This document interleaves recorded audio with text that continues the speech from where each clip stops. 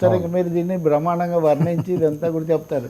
పోలీసుల కంటే మీకే ఎక్కువ తెలిసేమో అనిపిస్తుంటుంది ఒక్కోసారి. కాబట్టి చూడాలి మరి.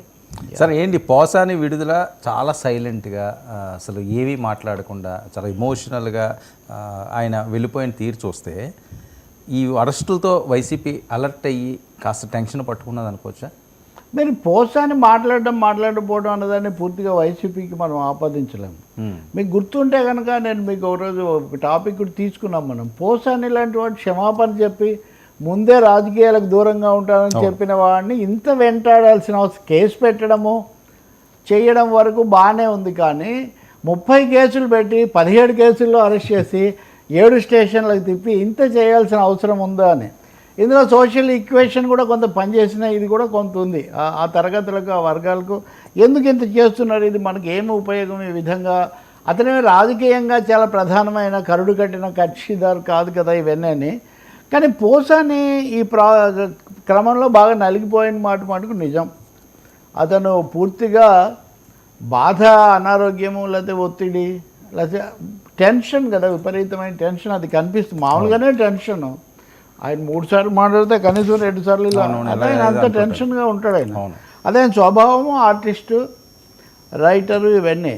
కానీ ఆయన బయటికి వచ్చిన బాడీ లాంగ్వేజ్ అది చూస్తే ఆయన చాలా హతాశుడు అయి ఉన్నాడు అనేది అయితే అర్థమవుతుంది. అంటే షేక్ అవటం అంటారే ఒక విధంగా వీటన్నిటితో ఆయన చాలా తీవ్రంగా నలిగిపోయాడు. ఒక విధంగా షాక్ అయితే గురయ్యాడు. మనం విన్నాం కదా, చూసాం, చదివాం. ఆయన అక్కడ స్టేషన్ జడ్జి ముందు కూడా ఏడ్చాడు 1-2 సార్లు. పోనీ ఇంకా ఒక దశలో అయితే నన్ను కాల్ చేయండి, చంపేయండి అన్నాడని కూడా ఇట్లాంటివి కూడా చెప్పారు. అందువల్ల షాక్ అయ్యాడు ఆయన. పలకరించిన వాళ్ళతో కూడా అంటే నవ్వడం ఎలాగో ఎక్స్పెక్ట్ చేయము ఇంత అయిన తర్వాత. మామూలు అలవాటైన సీజన్డ్ పీపుల్ అలా ఉంటారు, కానీ ఈయన అలా కాదు కదా. అవును, ఉందా ఇది? లేదు సార్. కొంచెం అవసరానికి మించి అప్పుడు ఆవేశపడిపోయి కొంచెం కాదు బాగానే శృతి మించి మాట్లాడారు.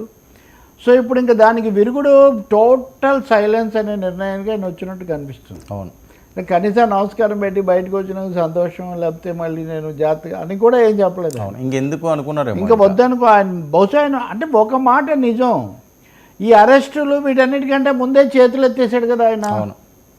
వీటన్నిటికంటే ముందే నేను రాజకీయాలు విరమించుకుంటాను, చంద్రబాబు గారు అంటే నాకు చాలా గౌరవం, ఆయన ఓడిపోయిన తర్వాత మొదట వెళ్ళి కలిసింది నేనే, లోకేష్ను మొదట పొగిడింది నేనే, ఈ ప్రకటనలన్నీ ఆయన ముందే చేశాడు. చేసిన తర్వాత కూడా అంటే మీరు చేయాల్సినంత చేసి ఇప్పుడు ఇవన్నీ చేస్తే ఒప్పుకుంటామా అని వీళ్ళు ఒక చర్య కాదు, చర్యల పరంపర. కాబట్టి పోసాన్లాగా మిగిలిన వాళ్ళందరూ చేస్తారా అన్నది ఒక ప్రశ్న. ఇంకా కొత్త వాళ్ళని ఎవరెవరిని యాడ్ చేస్తారు. ఇప్పుడు వంశీ ఉన్నాడు, వంశీ తిరుగుతూనే ఉన్నాడు కదా. వంశీ కేసు డిఫరెంట్ మళ్ళీ. అవును, ఆయన మాట్లాడినవి అవి కూడా. కాబట్టి ఇందాక నేను అన్నట్టుగా మంత్రుల్ని జాబితాలో చేరుస్తారా లేదా మీరు చూడండి. చాలా కుంభకోణాల గురించి మాట్లాడుతున్నారు శాసన మండలిలో కానీ ఇక్కడ కానీ. వాటికి సంబంధించిన మంత్రులను కానీ అధికారులను కానీ ఏం మాట్లాడలేదు. అంటే ఫోకస్, రెడ్ బుక్ ఫోకస్ బూతుల మీద ఎక్కువగా ఉన్నట్టుగా ఉంది. బూతులు అంటే తిట్టిన వాళ్ళు, హద్దు మేరిన వాళ్ళు. ఆ తర్వాత సెకండ్ లెవెల్లో లేదా సెకండ్ స్టేజ్లో వాళ్ళు వస్తారేమో మనకు తెలీదు. సరే, ఒకవైపు ఈ రకంగా ఉంటే మరొకవైపు జగన్మోహన్ రెడ్డి గారు పోరుబాట, ఒంటరిగా కూటమిపై పోరాటం చేస్తామనడం, సింహం సింగిల్ అనడం, ఈ రకంగానే ఆయన మాట్లాడుతున్న నేపథ్యం.